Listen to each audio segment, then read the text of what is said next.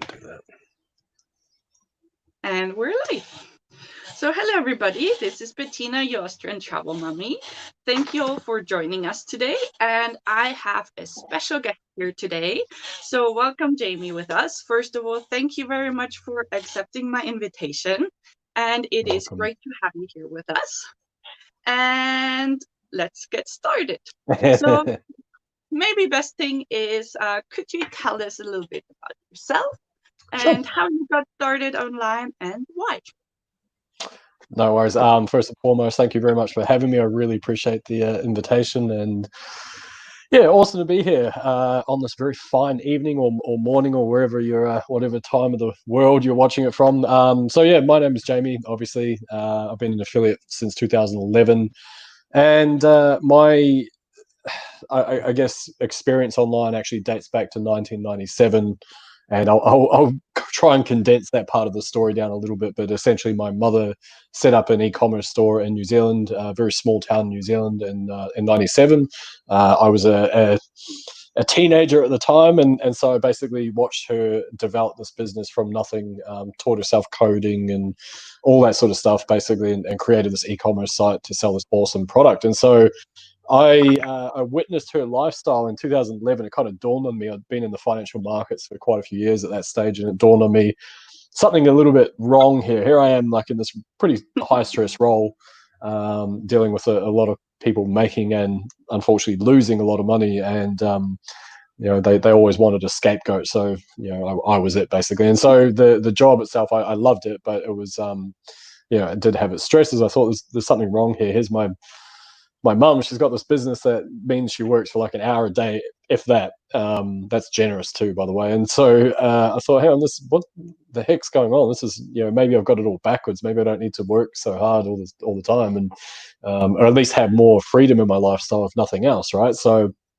that's what got me intrigued about affiliate marketing. I thought I want more time freedom, want more, I guess, just to create something that I can be interested and proud of. And then obviously the financial side of it as well. And also, ever since I was a child, like I think maybe 8 years old, I had that dream that I wanted to work for myself. And so it was always in the back of my mind, and I'd always tried a whole bunch of random stuff to try and make that happen throughout my years. And unfortunately, not too many successes along the way, I must admit, but a lot of learning curves. And so 2011 came, I started setting up blogs and taking the knowledge that I had from the financial markets, try to take that online.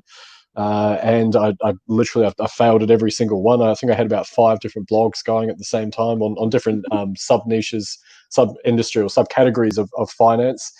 And that wasn't a very smart move, as it transpires. As scattered energy and not many results. And this kind of thing of trying to find the thing that's going to work for me was just a cycle that I got stuck into for a long time. But the very positive side of doing that was I developed a lot of skills. I learned a lot of stuff, and I've tried so much stuff. It's ridiculous. Like I won't even go into it, but you name it. I've probably at least given it a shot at trying to make it work online. Had some pretty bad setbacks, relationship breakdowns. Went through bankruptcy in 2015, and which then later on led to me working for a company which were it was an education company, and I was selling basically government funded diplomas. And so with that, we were getting these leads in every day, and I asked the marketing team, "Where are you guys getting these leads from? They're amazing." And their response was basically, "Oh, we pay this guy on Facebook like $160 per lead."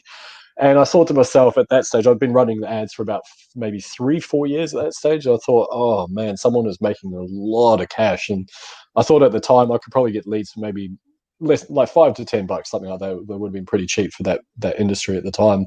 And so that's what got me the idea to try and set that up as an actual business. And so I left the workforce 2017 to run ads for small business. But I quickly realized that as enjoyable as it was when things were going well, there was a whole bunch of issues in dealing with clients and expectations versus reality, or like all sorts of stuff. And it was just one tiny little branch of digital marketing as opposed to the full suite that a lot of clients would have preferred to have. So I ended up working still for myself, but on behalf of other agencies. And so when I was doing that, it meant that I'd fallen back into the trap of exchanging time for money. And so, which was fine. I mean, I was still self-employed, so did have that benefit. And then it wasn't until 2019, I was late 2018 actually. I thought, you know what, I've got all this affiliate stuff still going in the background, but I wasn't really doing much with it. I wasn't really that serious with it. And then, yeah, 2019 came, and I was just like, you know what, I need to take control of my own income. I need to have more control over who I'm serving, and how I can use all these setbacks I've had over the years to help my market out.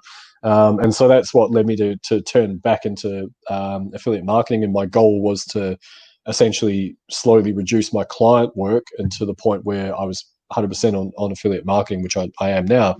And so I transitioned my business from pretty much doing one thing to a complete 180. And yeah, and then that was hard. I struggled with that, and then eventually a chance encounter, or it actually was more of an opportunistic encounter with someone who later became my mentor, led to me kind of blowing my business up. And yeah, that was it. Now I'm full-time affiliate. I fired my last ad client a little while ago, which is a nice experience. And yeah, that's it. That's kind of the little bit of a backstory there anyway. That's awesome. Thank you very much for sharing. And it shows like you had lots of up and down, but you kept going, you kept pushing it. I mean, many years of experience. I'm sure you Yeah. learned from every experience. Yeah. And what was for you the one thing that made you say, oh, I really need to go this direction and not the other? Yeah, really good question. I think, and I'll speak to my most recent experience with, I guess, when I had my big breakout, so to speak, because I think with that, I was in a stage where I had tried so much stuff, and I poured so much mental energy, but also emotional energy and financial investment into different things, that because I had poured that into that, I believed so much that it could work. I didn't want to let it go, and I didn't want to face the fact that maybe there was a simpler way of doing things. And it basically got to this point where Jacob, my mentor, is kind of like, you're doing way too many things per day.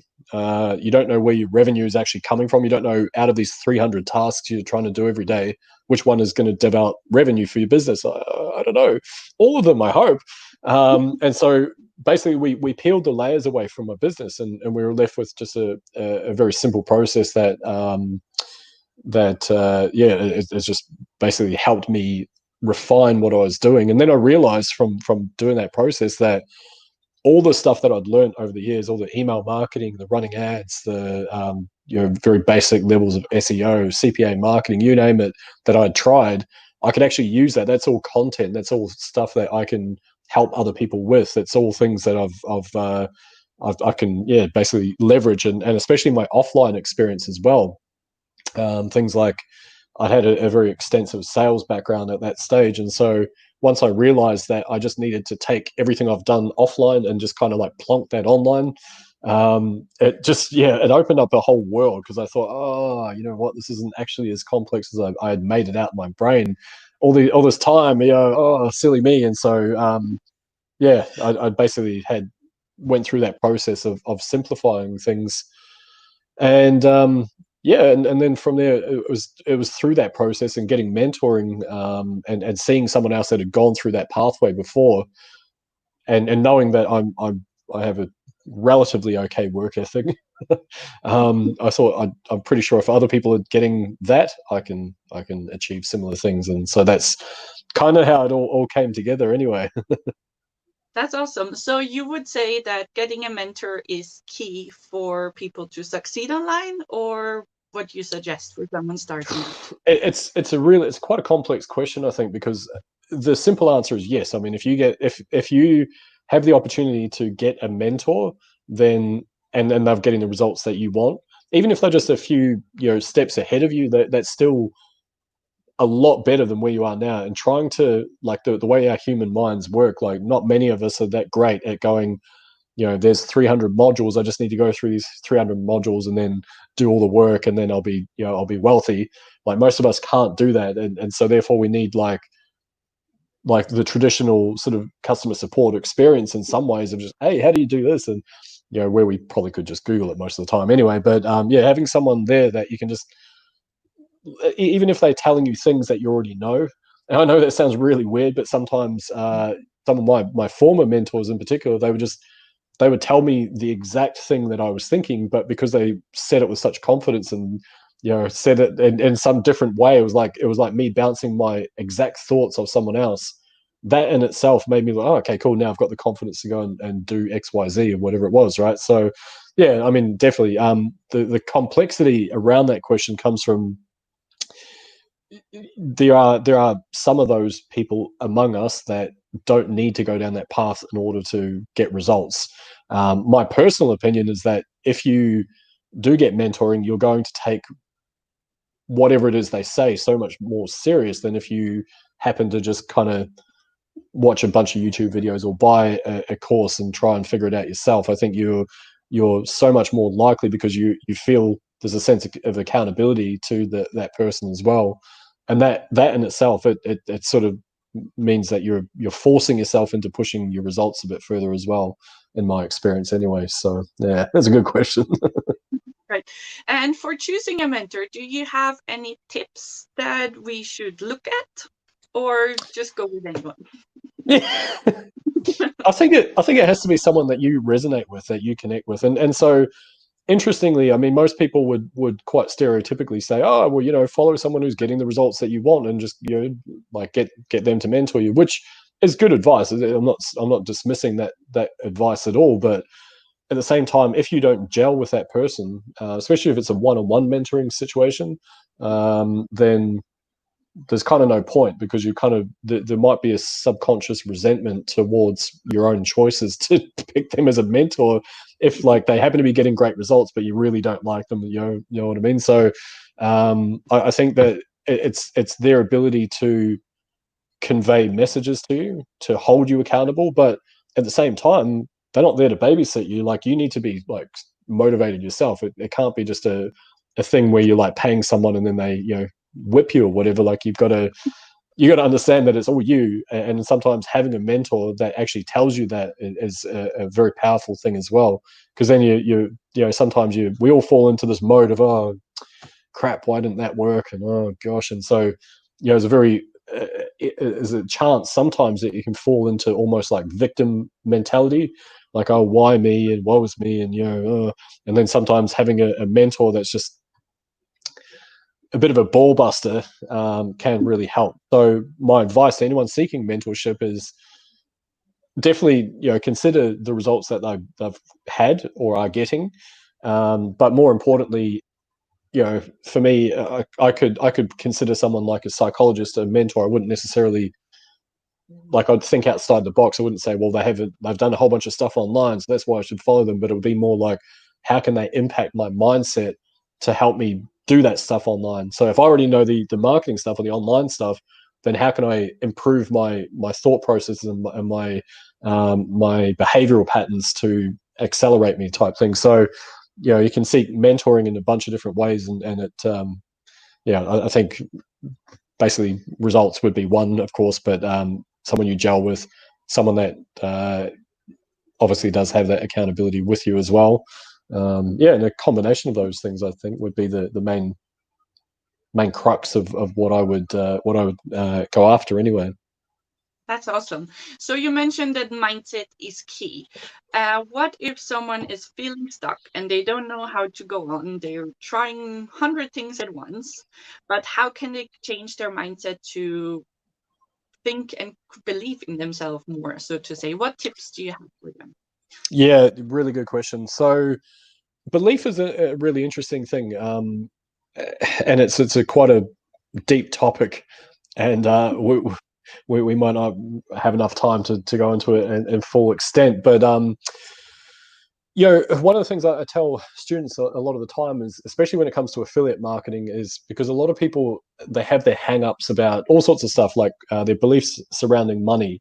It's a big one. The self-belief, and I guess how they function, how they go through their daily life. And so, these things from our childhood, from our parents, from our society, our social influences and things like that, they all form our belief structure. And so, sometimes you kind of just need to kind of peel back, like hammer that little shell away and sort of go, okay, well, what am I really good at? What are my skills? It is it's a long conversation, but I mean, one of the things that I encourage people to do is look into things like neuro linguistic programming, because it's like in my opinion, it's like a rapid fire way to instill those confident beliefs in yourself. And affirmations, meditation, all that stuff. Like it's some people think it's a bit woo woo, but I subscribe to it. I think that your mindset is the most powerful thing, and if you don't have that tuned in, then like all the tactics that you learn aren't really going to do anything, because you're going to have these subconscious biases and subconscious ways of destroying your own progress as you go along, as I'm sure many people might be able to relate to that. In terms of the confidence thing, the other thing that I do discuss with students quite often as well is that as an affiliate, someone doesn't necessarily need to believe wholeheartedly in you. It does help if you're confident, it does help if you're presenting confidently, because you do need to be confident to have some level of influence.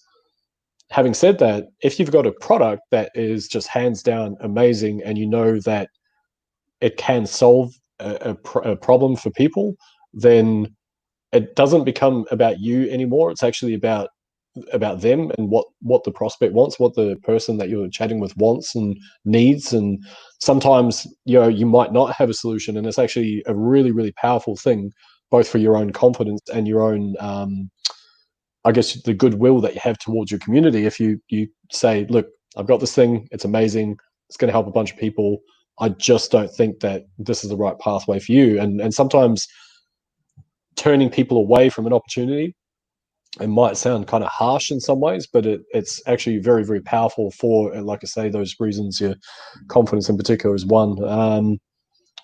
The other thing that I do like to do is not bash myself about my weaknesses, but instead look at ways that I can improve. And so that in itself, it means that you're taking extreme levels of ownership for your own behavioral patterns and your own thought processes and your own consciousness. And so when you do that, I find that is quite compelling. I find that's like a confidence booster for me, because I'm like, you know what, I'm not just going to let this thing that I suck at dictate my life. I'm going to try and improve that if I can. And that process of actually trying to improve that element of my life that sucks, I find I don't know why I get a ton of confidence out of that, because I'm like, I'm pursuing something that I know is going to benefit me. So yeah, hopefully I don't know, it's me waffling on, but hopefully that kind of makes sense. Yeah, absolutely. I mean, I completely agree with NLP. It helped me tremendously already. I've had a Yeah, coach since I was 14. Unfortunately, he's here in Austria. So wherever I lived, I didn't get to see her quite often. But whenever right. I'm home, first stop right there. Yeah, But wow. yeah, but for your mindset, is there one book you would suggest someone that they should absolutely read that would help them out? One book. Or That's a classic one, because it's yeah, I don't know, everyone's different. And it's kind of like one of those things where, how do you condense it all into one book? I do have a couple of books which I think are pretty powerful for that. The Power of the Subconscious Mind. The name of the author eludes me off the top of my head, but that's a very, very amazing book. Some of the classics, and I say classics as far as mindset goes, so things like As a Man Thinketh, Think and Grow Rich is another one. Um, yeah, all sorts of things like that. I know this is probably an interesting one, but when I was younger, in particular, I don't have a specific book as such, but I was reading a lot about things like communication. And so men are from Mars, women are from Venus, for example, because I wanted to improve my ability to communicate with the other half at the time. And so, these things, I think these all kind of play into it. And it's not just, it's no one size fits all type thing for me anyway. I think there's a whole bunch of them. But yeah, those ones in particular are ones that have certainly helped me out for different things. But then actually, interestingly, sorry, just had another thought as I was about to shut that conversation off, is because I used to work in the financial markets, I've traded pretty much every financial market there is out there. I've at least had a punt on it at some stage. And so I was obsessed with the financial markets and learning mindset and stuff like that. And so some of the mindset related books for the financial markets, it was interesting to cross over to other parts of my life as well. And there's one, I can't think of the name of it, but the author's name is a guy called Brett Steenberger. It's been like a decade since I've read it, but he had a blog that was really just incredible in terms of the mindset stuff and that. So anyway, I know that was a really vague answer, but that's hopefully helps someone out. That's awesome. So beside mindset, what advice do you have for someone starting out on which things to focus on to get to the magic number 10K a month? A magic number, I know everyone wants that, right? It's a really good question. So the very first part I would identify for anyone is are you someone that is, I don't want to say that, I don't want to use the word comfortable, because no one's really comfortable going on camera to start with. Like there's no part of that whole process that is easy, unless you're like a super extroverted person, then maybe you don't mind it. But if you can see yourself building a very small personal brand versus someone who's like, no, I don't ever want to be in front of the camera or like putting myself out there in any way, I would answer that question for myself first. And the reason I'm asking that and suggesting to your audience why they might want to consider that is because if you're okay with the idea of building a brand, it's something that once you understand how to do it, it allows you to sell anything. And to kind of paint a bit of a picture around that, look at things like Virgin Galactic, with Richard Branson, all the branding related stuff he specifically has done. But the Virgin brand, now he's selling space travel, but they've never been able to like actually harness it just yet. Like you can't pre-sell something if you don't have a brand. Like if someone just said, oh yeah, we should go into space one day, like cool, I think they're selling it for like 300 grand. So like, oh cool, here's 300 grand. Like now what? Oh no, we'll figure it out eventually. But because he's got a brand, he's able to sell that and Virgin and whatnot, right? So, and same with SpaceX, Elon Musk. Like he's got a huge brand now, a personal brand, and so I'm pretty sure that based on the fact that he's done some pretty cool stuff as well, that's allowed him to sell stuff. Kardashians, the Jenners, the Hiltons. Paris Hilton has like I think she has got like a perfume range, things like that. So anyway, I don't need to go too far down that, but a brand that allows you to sell anything, and it's something that's sustainable as well. You can maintain it, especially if you're delivering goodwill to your community. On the other hand, if you are someone who doesn't ever want to go down that path, then I guess there are options. You can create a blog. You can learn how to run ads and run them anonymously behind the scenes. You can get into things like e-commerce, where the entire business is just I've got an e-commerce, so I've still got it sitting there. It's called thecavemansden.com. And it was just this project that I had for like years. I was like building up this blimmin' website, but no one knows like it's me, for example. Well, they do now. But you can choose to run ads in that manner. And then there's other options. Then you can go into things like CPA marketing, where you have an ad network like Outbrain or one of those ones, and then you can run traffic through to like some Max Bounty. And again, that's all anonymous. That you have no involvement in that at all. So you kind of need to pick your pathway, and then from there, like I say, if you're okay with the idea of building a brand, in my opinion, that's probably as far as my 9 years of limited experience tells me, that's the fastest and easiest way to be able to sell stuff online, basically, because it's more than just kind of throwing traffic at a website and wishing for the best. It's like you develop a relationship. It brings back that human element of what you're doing. So yeah, that would be my opinion. Blogging, on the other hand, you might be looking at 6 to 12 months before anything works, and then and it still might take a longer after that. You've got to maintain it and whatnot as well. So it's a longer term pathway as far as I'm aware as well. But then over and above all that, no matter which pathway you choose, I'd say find something that you can resonate with. Find something that you can envision yourself producing content on for at least 6 to 12 months. And when I say that, I mean, even if you don't know the topic, but you're quite comfortable at the prospect of learning about that topic and then producing content as you go, like documenting your journey, that's super powerful. So like, if it's about, in my case, I wouldn't really be that interested in learning about, I don't know, makeup, for example. It's not my jam. So I mean, I could write an article, I could learn some stuff and write an article on it, but to maintain that for 6-12 months, like I'd rather take a bullet, I think. So, but whatever your thing is, whatever your passion is, type thing. And so that would be the other part of it. And then I would just stick with one thing, one traffic source, one product, one everything, and just like laser focus. Close all your tabs, which is very ironic that I say that because I'm looking at my browser now going, oh, it's a bit hypocritical, but do as I say, not as I do. Just focus on the one thing, and you'll probably get some pretty damn good results. That's awesome. So when someone is starting out, I know with the branding and things, but would you say they should go the organic route or the paid ads route?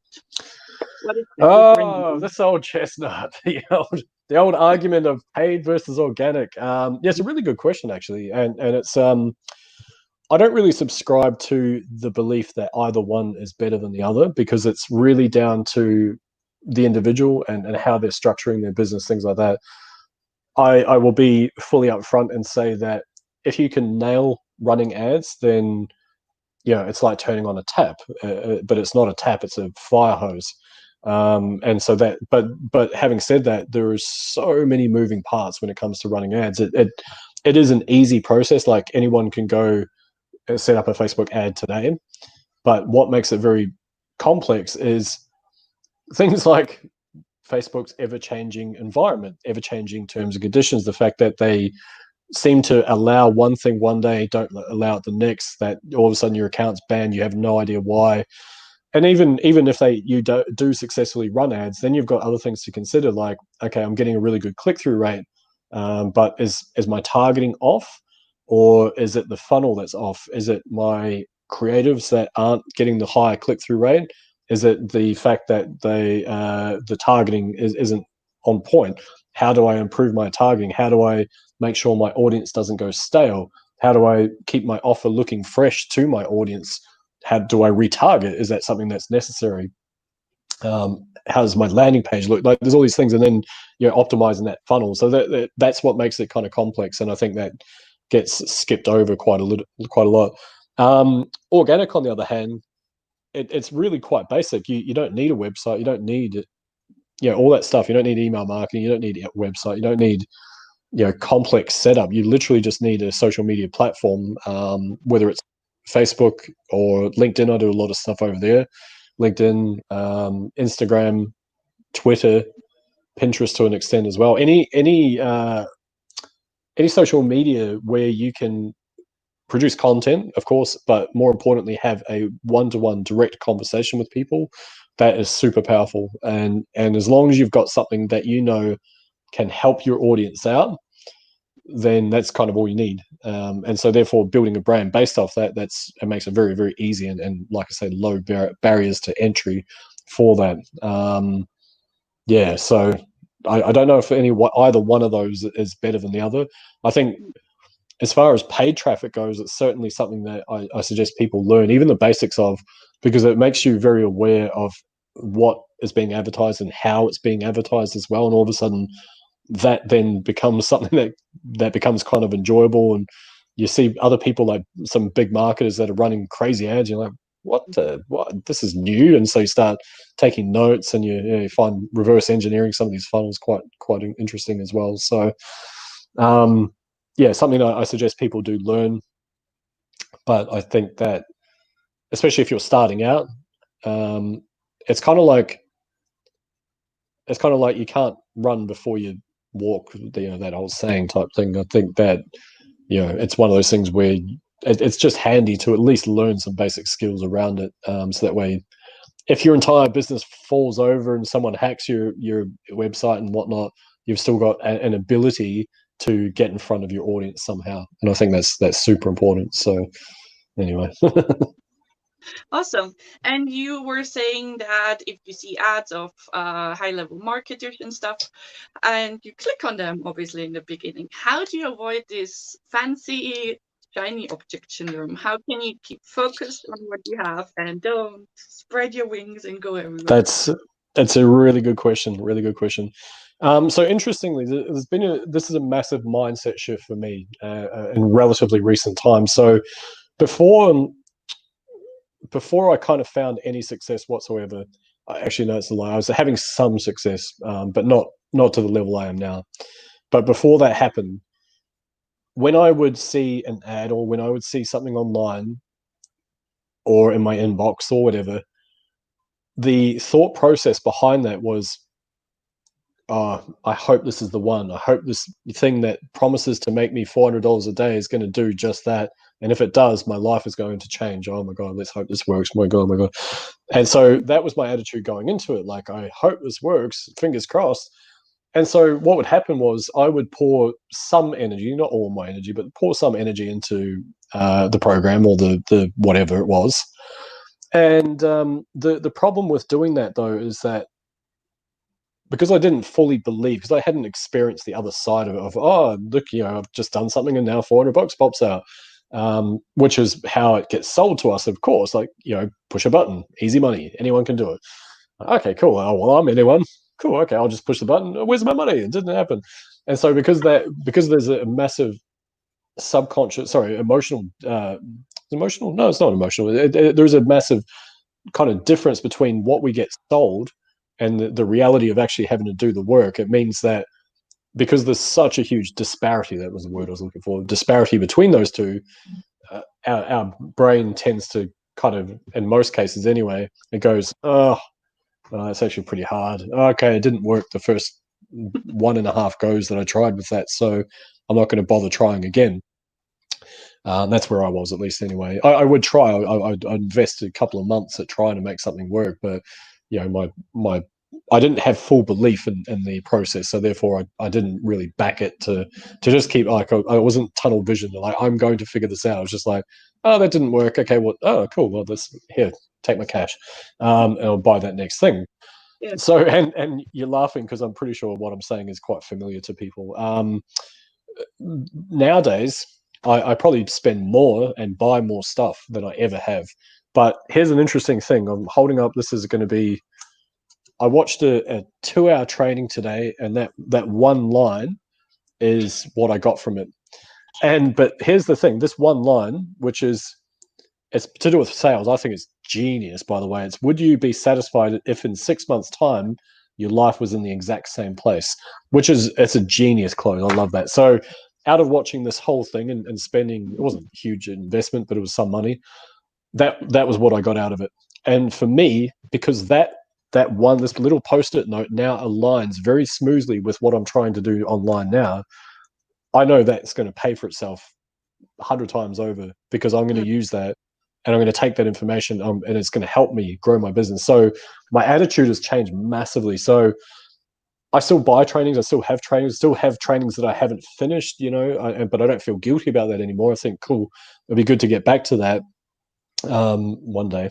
But at the same time, I also know that if I just get that one thing that helps increase, like, an open rate, if it helps me close one extra sale, if it helps, like, and this is the thing, and then now that's information I know, that having gone through this thing today, like, cool, well, even there's a whole bunch of extra information I have in my brain now that, and that's the one thing I wrote down. I'm sure there was other stuff in there as well, but yeah, it's just been an absolutely massive change. And because I'm not looking for the next holy grail, and I think that's where people get stuck, is that they just kind of like, oh, like I was, I hope this works.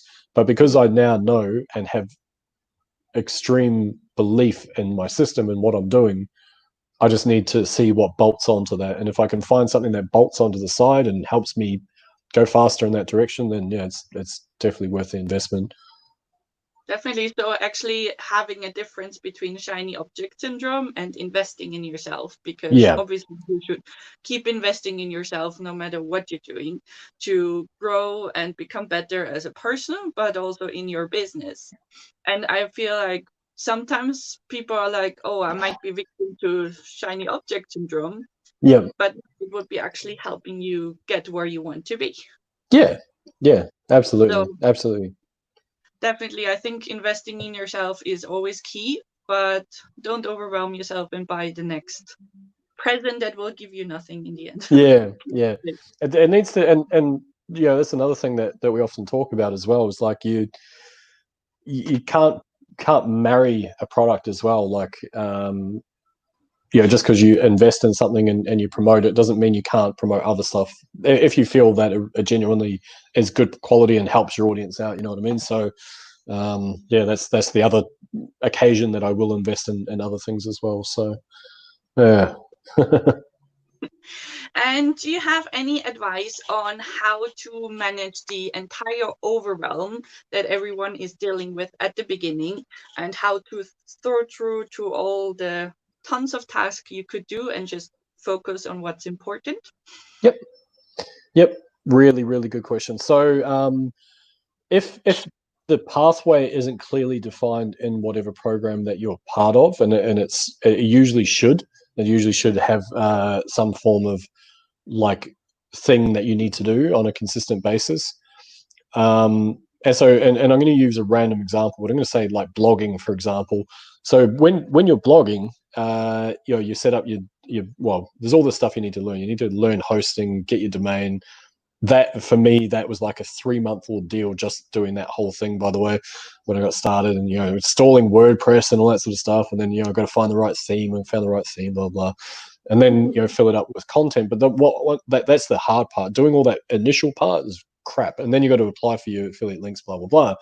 But then once you get up running, then all you need to do is, for blogging anyway, and again, I'm not a blogging expert, so take this with a grain of salt, but I've been down that pathway a little bit. But essentially all your job is keyword research. You might want to consider things like backlinking, for example, and then producing content. Like those are kind of the core three things, like on and offsite SEO and keyword research and creating articles, basically. And so that gives you then three things to focus on, because then okay, well, I can just keep producing content on this keyword and see if I can add a couple of other ones in there, and I'll just write an article. So then your goal all of a sudden becomes, instead of oh crap, what do I do now? It's like, okay, well, I now know that all I need to do today, because I did my keyword research over the weekend, I now need to write out 10 articles this week based on these three keywords that I'm trying to rank for.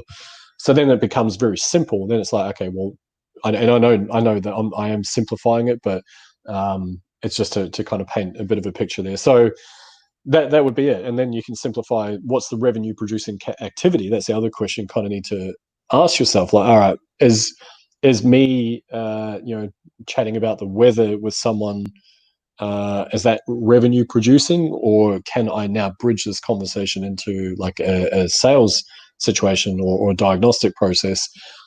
Maybe is me having like, and again, I'm so hypocritical, but having all 40 of my tabs that I've currently got open, is that productive to me? Probably not. And so therefore it becomes about finding what is the quickest path to produce revenue. Because if you're not, like, a business doesn't exist if it's not producing revenue, right? So that would be my focus, my primary focus. And one of the things I've learned recently, it's about defining what part of the day you put your tasks in. And so some people are night owls, so they might do their high energy tasks at night. Other people, might crash out at night, so they put their high energy tasks in the morning, so on and so forth. And so that would be the other way I'd break it down. And the last point about all this that I would say is one of the key ingredients to succeeding in anything online in particular is your belief that what you're doing is actually going to work. And if you've invested in something and you've seen that others have made it work, then it can work for you. There's no doubt about it. And it just comes back to, okay, and I don't mean on a surface level, just like, oh, well, if they can, okay. I mean, like, literally, you take just absolute ownership of it. Like, this is it. I've got it.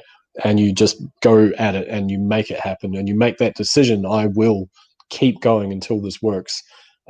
Because when you make that decision, then all of a sudden it becomes, okay, well, like, if I'm not getting the results, then what are the people that are getting results doing differently?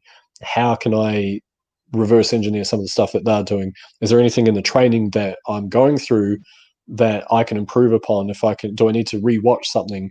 And all of a sudden your mindset completely changes to just like, no, I am going to do this. Like, you can become almost like manic about it. And that's when things just miraculously kind of, the door sort of opens for you, so to speak. And that, having that mindset as well, it means that you're very determined to hit your goal. And so you're not going to allow like an email that lands in your inbox that says, hey, you've got this thing, it's going to take an hour a day and you're going to make $1 billion by the end of the year. You're not going to get distracted by those things because you're like, no, that doesn't serve my mission. That's not part of my journey.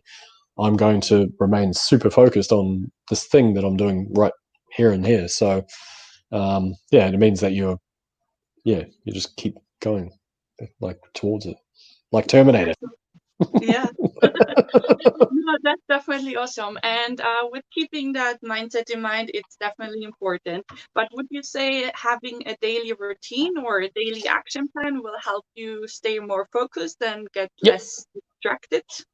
Yes, absolutely. And obviously you understand we talk about that quite a lot in our program and stuff like that. But that was another massive change for me because, again, circling back to um, probably like even as early as like, or sorry, as late as like early 2019, I kind of had some goals and I kind of thought to myself, I'm just going to produce as many videos as I possibly can on absolutely everything because I suck at video, so I want to get better and blah, blah, blah. I want to grow my YouTube channel. And so because I was just hell bent on that, it meant that I was like, okay, I put all this pressure on myself to produce a video every day. But then the other side of that was I was also running ads full time and I was working on behalf of agencies. So it wasn't like I might only have had like 3 clients, but there might be one agency that had 2 Facebook ad clients. There might be another one that had like 12 ad clients. So I had a pretty sizable workload, to be fair. Actually, that was more 2018 than 2019, to be fair. But yeah, I still had that kind of mindset of like, oh man, how do I actually find time and mental energy like to do all this other stuff? So it wasn't until I guess my current business, what I currently do, kind of blew up a little bit more. That I realized actually this is super important. Like I need a list of things. That's me holding up that's the international symbol of lists. Um, that's me holding up a list. And so it wasn't until I wrote that out, like, okay, I need to perform these little tasks every day. And which ones are my priority and which ones are going to produce the revenue. And if I run out of time or energy, which ones can I like bump over to tomorrow? Which ones are critical for my business, like must do's, like absolutely if I don't do these, I might as well stop breathing type thing for my business. So once I had that figured out, I could then condense that into just a small amount of time. So me personally, I work longer than I have ever now, but the flip side of that is, as cliche as it sounds, they always say if you love what you do, you'll never work a day in your life, and that's where I'm at now. I enjoy this process. I enjoy learning. I enjoy doing these interviews, and so my entire business could be run in probably an hour and a half a day, I guess, if I was fine tuned. But I don't. I just enjoy it so much. I work very long hours, but yeah, it's like playing a big computer game for me. I never get bored of it. Like playing Sims or something like that. Yeah, but if you love what you do, then you don't mind doing it, like you said. I mean, if Yeah, you really yeah, exactly. enjoy it, after all, you quit your job to do something you enjoy, so it's Yeah, okay to work more hours. And exactly. Yeah. how do you balance family and work? Yeah, that's a good one. So um, we don't have children, my wife and I. And interestingly, before the whole COVID thing struck, um, she took a career break, and so it meant that we kind of spend all day together anyway, which is kind of sweet. So on the other hand, my family, I'm actually from New Zealand, so most of my family, well, not everyone, all my family is back in New Zealand, and of course I can't go to visit them at the moment. So there's those elements of it that you know, a little bit frustrating, but overall, in terms of the balance, which I think is probably where the question was more aimed at, not me and my family specifically, but in terms of balancing, I think it comes down to things like having routines and really simple stuff. Like I wake up in the morning, I have started meditating. It's not something I've really done that much before. I've started doing that. I smash out some exercise in the morning, and it's just part of my routine. And that's partly how I have balance, because it means that I'm maintaining some form of discipline throughout my day. And I think as entrepreneurs, especially when you work at home, it's no there's no structure to it. It's not like, you know, when you're at the workforce, when it's like, okay, got to rock up at work this time, and you know, this is what time your break is, and you know, knock off at 5 p.m. or whatever it is, right? And so when you're at home doing this, it's so easy, it's ridiculously easy to find yourself watching funny cat videos and funny goat videos and stupid stuff like that, and knowing full well you know it's not productive, but then you're also like, oh well, you know, what's the point in working from home if I don't, you know, make, you know, enjoy myself while I'm doing it. And that, for me, that comes back to routine, having little rules around what you're doing and how you're doing it. Case in point, like my desk. Um, interestingly, I was joking with my wife earlier today. We're talking about maybe we should have like a little light that pops up above my desk, and it's green means, you know, people can come and talk to me, and if it's red, then no one can come talk to me. So that way, it's my safe zone. But the problem is that you know, I just have a red light on all the time, which isn't very productive. Anyway, to summarize, to condense down my answer a little bit, to make it something actionable for people, it would be to have a routine and set your hours. Like if you're working full time and you're trying to build a business online, one of the one of the things is, and going back to quite literally just working offline, for example, if I ask most people, you know, what are your hours of work? Oh, well, you know, I work a split shift, or I work nights, or you know, I work this kind of crazy thing where I work 6 till 6, and then, you know, I get 24 hours off, and then I work 6 p.m. or 6 a.m. to 6 p.m., whatever. Um, but people don't take that same level of discipline to their online business, and so then you ask the same question: well, when are you working on your online business? I don't know, when I get time. Or when is that? Oh, well, yeah, like, you know, between 8 p.m. and 10 p.m. Okay, that's cool. But like, you've got to be like almost religious, the way you would, like, you know, if you get scolded if you don't show up to work on time, you've got to have that level of like discipline when it comes to your business stuff, to make sure that you are, that's how you have that balance. You're like, cool, I'm focused, I'm at my desk 2 hours, even if you're tired, even if you've already planned out your DMO, daily method of operation. You've already got your key tasks that you need to do. So you're already planned by the time you get into that environment. And then it's quite literally just a matter of going, okay, I need to do X, Y, Z. And so you're not rocking up at your computer going, oh crap, what's the most important thing for me to do? Should I do that? Oh no, I needed to get back to that guy, and I see all these messages I haven't responded to yet, and oh gosh, and is that one important? Oh no, they just want to catch up. Oh yeah, that's right, they're having issues with their grandma last time I spoke to them. Okay. And so instead you've like got this ironclad process that you've already pre-mapped out, and it just means that you're gonna concentrate like crazy for 2 hours, like stupidly, like, and you're going to get way more done because you already pre-planned it all. That would be my advice. So definitely stay structured and organized and have a plan of action to take to. But Yeah, I could have just summarized it by saying that. Yeah. that's all right. But what would you say the number one trait someone who is starting out should have? um, Trait. I've often thought about this, and my historically I would have said perseverance, but that's me because I took me so long before anything actually clicked into place. But the reality is that I was so stubborn. I just like it wasn't that I didn't believe in getting a mentor or anything like that. It's just that I grew up. I'm an only child, and I would never ask for help growing up at all with anything from anyone ever. And so that stubbornness kind of was me shooting myself in the foot because I was like, I always had that mentality of, oh, I can sort it out. I can figure it out. It's fine. There's videos out there. I'll just buy a course and I'll go through these modules and I'll do the thing. And then I'm smart enough to know that I can figure it out. And so, but that's, I was detrimental to my own success because of my own stubbornness and maybe ego as well, probably to an extent.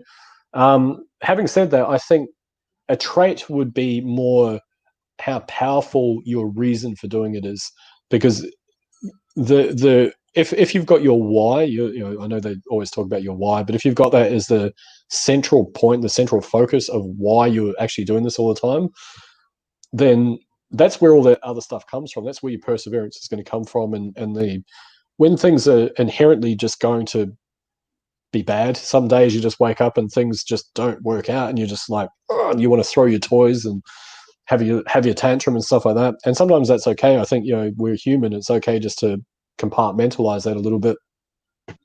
But then if you've got something like, no, this is super powerful. I'm like, I want to cure cancer or whatever it is, right? Like that, having that in the forefront of your mind, that is what's going to compel you enough. And so therefore all those other traits that you supposedly need, that's where they all come from. Like the how powerful that reason for you doing this stuff is.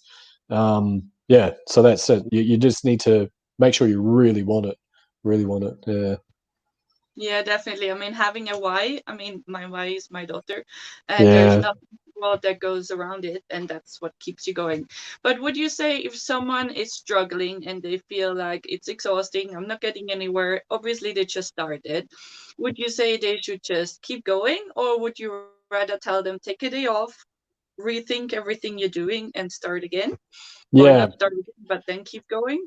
This kind of ties into your other question. It's a really good one. So going back to your balance thing, I've learned over the years that I need to be quite forgiving of myself, because otherwise I tend to like emotionally just punch myself like and beat myself. Oh, you didn't do that thing today. Oh, and I'd get like furious, like needlessly. It was so pointless. But nowadays I'm actually really chill. So if something doesn't happen, it's not that I dismiss the importance of it, and it's not like I kind of like I'm always so forgiving, like it's a bad habit that forms.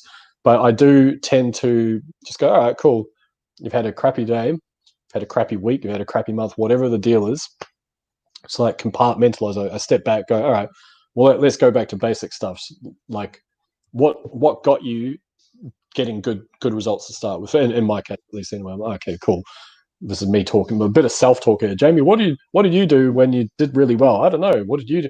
Shut up. And so basically, that's me being silly, by the way. But I take that self-talk and I go, okay, well, what are the things that got me motivated in the first place? What are the things that got me to feel like, yeah, I've got this. This is amazing. Woo!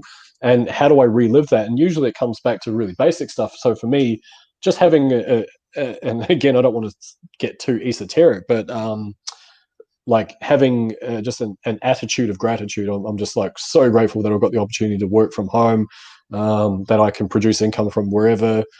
For other people watching, I think if you haven't had those results, again, just it comes back to being forgiving of yourself, because a lot of people, and unfortunately, this is a byproduct of the industry. Because if the industry actually said, if their sales pages had things like, oh, this person earns like $1,000 a day or $2,000 per day, but they failed for 9 years first, and they got into lots of credit card debt, and they went bankrupt, and they had relationship breakdowns, and like it's not a very saleable story. And so what happens is we get sold based on what we want, which is it's easy, everyone can do it. And so therefore we kind of forget that this whole thing, it's like you have to learn a new skill. And for example, if you're expecting to learn an entire new language in like a week and a half or 3 weeks or whatever it is, or 3 months or 6 months, who cares, right? Like like if I said to you, learn this language, and you're like, oh, all right, I'll try, and then you probably wouldn't beat yourself up that much if in 3 months' time you weren't 100% proficient at it. And so I think part of that again comes back to being forgiving of yourself, taking a step back, whether it's just a refresh day or whatever, and then look at everything you have done and look at everything you are doing that is working. And then instead of kind of taking that like, oh man, why frick, what do I do? Take that and use that as motivation. Like, okay, cool. Well, okay, that sucks. I don't feel super good about how the XYZ happened, but how can I leverage that, take that, and actually learn from it? How can I use that to push me forward? How can I improve these processes here? What's something extra I can do there? What's something I can eliminate, which is clearly not helping me? And I'll just be super vigilant about that. And then, yeah, then just you'll find that it will happen. But also the other thing as well, it just comes back to that thing I sort of mentioned earlier, which is like one of the things that really resonated for me a long time ago is mid 2019. I was on the verge of going into this partnership with this guy, and he was an e-commerce guy, and so for him, he would regularly spend over $100,000 per month on ads. And so for me, I was like, whoa, like I'd spent pretty big with some of my clients, but for my own stuff, not so much. And I was like, whoa, that's crazy. And so he sent me this message, and it basically, I don't remember it verbatim, but it was along the lines of, that's the thing, man, you see it, but you haven't felt it yourself, so you don't really believe it can be real.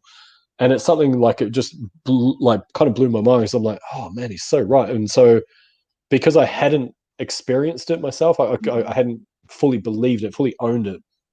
And I think that's one of the problems with a lot of newbies in this business as well, is that they have to go through what I refer to as the pre-validation phase. It's like they haven't validated this process is actually working for them, and whether maybe they think they're going crazy, or like, why is everyone else getting results and not me? And it's hard not to let those quite common human emotions to like swamp you. And so it's one of those things where you kind of need to own the fact that other people are getting results. So if other people are getting results, I'm doing pretty similar things, I can get those results as well. And just circling back to that. And again, like I say, your why, if you've got that in the forefront of your mind, like you say, your daughter, that's the most important thing in the world for you. And so that means that you're okay with, you don't mind, like I'm sure a mother would go through any like hell and back to do stuff for them, you know what I mean? And so that's going to take you through. Yeah. So anyway, I'm just waffling on now. No, I really like that. And I like the fact that you say it should say, oh, that person has been struggling for 9 years to get to where they now. And that's what I Yeah. learned the other day in the webinar we had with Andy Benson, where he said, Oh yeah. you should look at them as you're at a different part of the journey as they are. Yep. And I feel like that has helped tremendously, that you can see them as an inspiration and not as, oh, they're getting that, why am I not? So you don't focus on the bad, but you're Yeah. focusing on the good. So Yep. you change your mindset. Again, it Yeah. comes back to mindset. It does. It really does. So one of a bit of a shift of consciousness for me, and sorry, I know you weren't asking a question then, but I'll rattle on about it anyway. I think it's quite of important. But there, I'm a very competitive person, and back when I was younger, if I had seen other people successful, and I don't mean in a broader spectrum of success. I mean like if talking quite specific about, say, we're in the same program and other people are doing really well and I'm not, that would, like, I would lose my shit. I couldn't cope with it, and it was like, especially if sometimes probably out of a, I don't know, every now and then I'd kind of think, well, what are they like? They can barely even structure a sentence, and like here they are, they're just absolutely smashing it. Like, how? Like, why? And so and then it then became, I gave them my power, because I was like focusing on them and what they were doing, rather than just going, cool. Well, there's plenty of options out there. There's plenty of opportunities out there for me. And so what I changed with that is I learned to celebrate the wins that other people are having, like genuinely, like, hell yeah, man, like good on you, and hell yes, it's you doing, like, because it then meant that, because now the belief is more like, wow, there's so much opportunity, like there's ridiculous amounts of opportunity out there. And so if everyone else was doing it, it would highlight that thing for me. I'd be like, hell yeah, I can do this. I can't wait for, like, if they're getting 3, I'm going to get 10 of them. This is brilliant. Great. What can I do more? And so, yeah, I learned to celebrate that. And it was kind of a bit of a shift in consciousness for me to do that, I think. So, yeah, anyway, random story for you. Okay, no, but I think that's great that you actually celebrate other people's win as well, because then you again focus on the good and not on what you're not achieving. Comes back Yeah. again. Yeah. Absolutely. And you mentioned you had a mentor, and that's how I know you. Program. And just tell us a little bit about it and what it can actually do for others, in your words. Yeah, good question. So, when this whole thing kicked off, we're referring to the Super Affiliate Accelerator. Please reach out to Bettina if you like more information on it. But when the whole thing kicked off, we Jacob is the person we're talking about, the mysterious mentor we're both referring to. But basically, he was mentoring me, and him and I were in similar parallels in some ways. We both live in Australia. He was getting some incredible results with his affiliate marketing. When I met him, wasn't so much, not to the same degree that he was. And basically, we're both working at home alone. And when you're doing that for an extended period of time, especially if you come from a very busy corporate environment, it's just a completely different sort of way of life. And so you lose some of your social skills to a certain extent, or I have anyway, to a certain extent. And so he wanted to collaborate, and between a few of us, Super Affiliate Accelerator came about. And one of the things that he identified was most online programs that there's a few fundamental flaws with them. So I'm going to pick on the done for you thing out there, which is there's so many done for you things out there, and it's kind of like it breeds laziness.